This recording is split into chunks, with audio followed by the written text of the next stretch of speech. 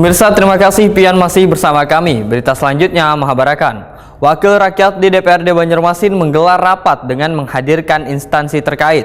Rapat ini digelar lantaran melihat honorer di seluruh Indonesia yang dibuat kegelisahan dengan adanya Undang-Undang Nomor 20 Tahun 2023 tentang ASN yang di dalamnya mengamanatkan instansi pemerintah wajib menyelesaikan penataan pegawai non-ASN per Desember 2024. Nang artinya tenaga honorer nang kada lolos seleksi pegawai pemerintah dengan perjanjian kerja terpaksa dirumahkan.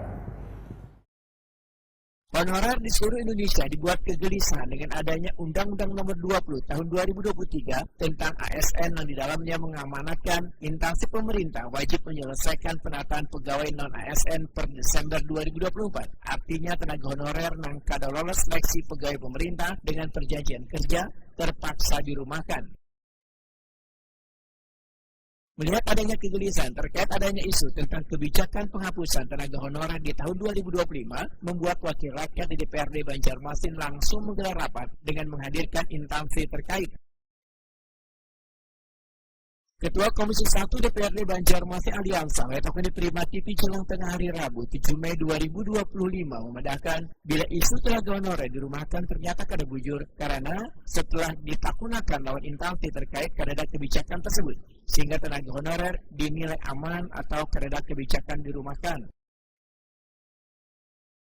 Politisi Partai Keadilan Sejahtera ini menyatakan pemerintah kota sebujurnya masih kekurangan sumber daya manusia lantaran di tahun 2025 ini ada sebanyak 356 ASN yang akan pensiun, sedangkan yang paling banyak yang akan pensiun terdapat pada Dinas Kesehatan Banjarmasin. Aliansa berharap tenaga honorer atau yang sudah P3K dapat dimaksimalkan untuk membantu memberikan pelayanan di pemerintah kota.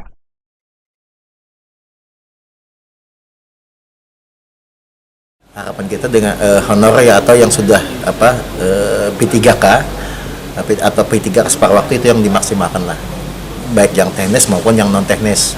Nah, jadi yang tidak terdata bagaimana caranya supaya tetap dipertahankan. Nah, jangan sampai dirumahkan. Nah, itu kemarin kita minta kepada badan kepegawaian daerah, organisasi, karena pemerintah kota itu kan ada 5.700 yang memang diperlukan pemerintah kota. Dan honorer kalau tidak salah 543 honorer yang ada di pemerintah kota Banjarmasin. Nah, itu yang ada yang masuk DKN atau segala macam. Nah, itu yang hasil rapat kita kemarin. Aliansa meminta pemerintah kota untuk tetap mempertahankan seberatan honorer baik non teknis maupun non teknis supaya mereka tetap bisa bekerja dan memberikan pelayanan serta mengabdi pada negara.